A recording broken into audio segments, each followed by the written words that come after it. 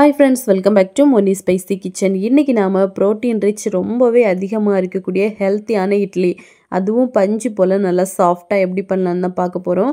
இது பார்த்திங்கன்னா முக்கியமாக வெயிட் லாஸ் பண்ணுறவங்களுக்கும் குழந்தைங்களுக்கும் நீங்கள் பண்ணி கொடுக்கலாம். ரொம்பவே உடம்புக்கு நல்லது, அதிகமான ப்ரோட்டீன்ஸ் எல்லாமே இருக்குது. ஸோ கண்டிப்பாக ஒரு முறையாவது வாரத்தில் ஒரு வாட்டியாவது நீங்கள் கண்டிப்பாக வீட்டில் ட்ரை பண்ணலாம். இப்போ வாங்க இது எப்படி செய்யலாம் அப்படிங்கிறத நம்ம டீட்டெயிலாக பார்த்துடலாம். ஃபஸ்ட்டு இது பண்ணுறதுக்காக ஒரு பவுலில் சரியா 2 டேபிள் ஸ்பூன் அளவுக்கு பச்சை பயிர் எடுத்திருக்கேன். இது கூடவே பாசிப்பருப்பு, இது ஒரு 3 டேபிள் ஸ்பூன். அப்புறமா கருப்பு கொண்டக்கடலை 1/4 கப் எடுத்திருக்கேன். வெள்ளை கொண்டக்கடலை 1/4 கப் எடுத்திருக்கேன். இது கூடவே கடலைப்பருப்பு, இது ஒரு 1/4 கப். அப்புறமா துவரம் பருப்பு எடுத்திருக்கேன். இது ஒரு 3 டேபிள் ஸ்பூன் அளவுக்கு எடுத்திருக்கேன். இது கூடவே கருப்பு உளுந்து, இதுவும் ஒரு 3 டேபிள் ஸ்பூன் அளவுக்கு சேர்த்துருக்கேன். இது கூட பார்த்திங்கன்னா மொச்சக்கொட்டை கருப்பு கலர், இது ஒரு 1/4 கப் எடுத்திருக்கேன். அப்புறமா வெந்தயம் ஒரு 1/4 டீஸ்பூன் அளவுக்கு சேர்த்து தண்ணி ஊற்றி இதை நல்லா கழுவி எடுத்துக்கோங்க. 1லேருந்து ஒரு 2 தண்ணி நல்லா கழுவி எடுத்துக்கோங்க. இதில் நான் போட்டிருக்க பயிர் வகைகளை தவிர நீங்கள் எக்ஸ்ட்ராவாக எது வேணால் போடலாம். இல்லை உங்ககிட்ட என்னென்ன பயிர் இருக்கோ அது மட்டுமே நீங்கள் சேர்க்கலாம். அரிசி யூஸ் பண்ண வேண்டாம்.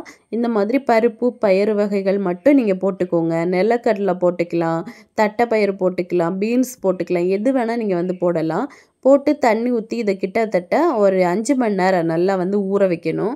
இப்போ 5 மணி நேரம் நல்லா ஊறினதுக்கப்புறம் பாருங்கள், சூப்பராக வந்திருக்கு. இப்போ இதை நம்ம மிக்ஸி ஜாரில் போட்டு அரைச்சி அடிக்க போகிறோம். இதில் எல்லா பயிர் வெரைட்டிஸ் எல்லாமே சேர்ந்துருக்கனால உடம்புக்கு பார்த்திங்கன்னா அவ்வளோ சத்துக்கள் கிடைக்கும். இப்போ இதை மிக்ஸி ஜாரில் போட்டு ஒரு துண்டு இஞ்சி, ஒரே ஒரு பச்சை மிளகாய் போட்டுக்கோங்க. தேவையான அளவுக்கு உப்பு போட்டுக்கோங்க. நான் ஒரு 1/2 டேபிள் ஸ்பூன் உப்பு போட்டிருக்கேன். போட்டுட்டு தண்ணி ஊற்றிக்கோங்க. தண்ணி நம்ம ஊற வச்ச தண்ணியை ஊற்றிக்கலாம், அதில் நிறைய சத்துக்கள் இருக்கும். இந்த அளவு தண்ணி சேர்த்து இதை நல்லா பேஸ்ட்டாக நம்ம அரைச்சி எடுத்துகிட்டு வந்துடலாம். இப்போ பார்த்திங்கன்னா நல்லா அரைச்சி எடுத்துட்டோம். இப்போ இதை அப்படியே ஒரு பவுலில் நம்ம சேர்த்துடலாம். எல்லாத்தையும் சேர்த்துக்கோங்க. சேர்த்துட்டு நம்ம 2வது பேட்சும் இந்த மாதிரி அரைச்சிக்கலாம். 2வது பேட்ச் அரைக்கும் போது உப்பு, இஞ்சி, மிளகாய் எதுவுமே போட வேண்டாம்.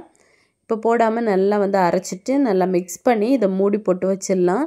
உங்களுக்கு இன்கேஸ் தண்ணி கொஞ்சம் கூட தேவைப்பட்டுச்சு அப்படின்னா நீங்கள் எக்ஸ்ட்ராவாக போட்டுக்கலாம். நம்ம இட்லி மாவு பதம் அப்படின்னா இது கரெக்டாக இருக்கும். இப்போ மூடி போட்டு ஓவர் நைட் புளிக்க விட்டுடலாம். இப்போ ஒரு நாள் மொத்தம் இது நல்லா புளிச்சதுக்கப்புறமா பாருங்கள் எவ்வளோ நல்லா பொங்கி வந்திருக்குன்னு. ஒரு 8 மணி நேரம் நீங்கள் கண்டிப்பாக புளிக்க வைக்கணும். இப்போ சூப்பராக நம்மளுக்கு மாவு ரெடி ஆயிடுச்சு. நல்லா இனிமேல் மிக்ஸ் பண்ணிடுங்க. இப்போது நல்லா மிக்ஸ் பண்ணதுக்கப்புறமா நம்ம இட்லியை இதை வேக வச்சிடலாம். இட்லி தட்டில் கொஞ்சமாக எண்ணெய் க்ரீஸ் பண்ணிவிட்டு நான் தேவையான அளவுக்கு இட்லியாக ஊற்றி வைக்க போகிறேன். நீங்கள் இதிலே தோசை கூட சுட்டு எடுக்கலாம். நான் தோசை வீடியோவும் நெக்ஸ்ட்டு நான் கண்டிப்பாக அப்லோட் பண்ணுவேன். இப்போ பார்த்தீங்க அப்படின்னா சூப்பராக நம்ம இட்லி ஊற்றி வச்சுட்டோம். இதை ஆவியில் வேக வைக்க போகிறோம், ஸ்டீம் பண்ண போகிறோம். நல்ல தண்ணி சூடானதுக்கப்புறமா உள்ளே எடுத்து வச்சுருங்க. வச்சுட்டு கிட்டத்தட்ட ஒரு 6 to 7 மினிட்ஸ் நல்லா மூடி போட்டு நம்ம வேக விட்டுடலாம். அதுலேயே நல்லா குக்காகி வந்துடும். இப்போ இதை மூடி போட்டு வேக விட்டுருங்க. இப்போ ஒரு 7 நிமிஷம் கழித்து நம்ம ஓப்பன் பண்ணி பார்த்தோம் அப்படின்னா நம்மளுக்கு சூப்பராக இட்லி நல்லா சாஃப்டாக ஃப்ளஃபியாக வந்திருக்கும்.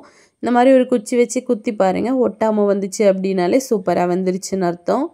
இப்போ இதில் கொஞ்சமாக தண்ணி மட்டும் தெளித்து அதை அப்படியே கொஞ்சம் நேரம் நம்ம நல்லா காய விட்டுடலாம். அதுக்கப்புறமா எடுத்தீங்க அப்படின்னா ரொம்ப ஈஸியாக எடுக்கிறதுக்கு வரும். இதோட டேஸ்ட் அப்படின்னு பார்த்தீங்கன்னா நம்ம கொண்டைக்கடலை எல்லாம் போட்டு பண்ணியிருக்கோம், அப்புறமா கடலைப்பருப்பெல்லாம் போட்டிருக்கோம். அப்படிங்கிறனால நல்ல ஒரு டேஸ்ட்டு கொடுக்கும். அந்த பருப்பு வடையோட அந்த ஒரு டேஸ்ட்டு கண்டிப்பாக இதில் இருக்கும்.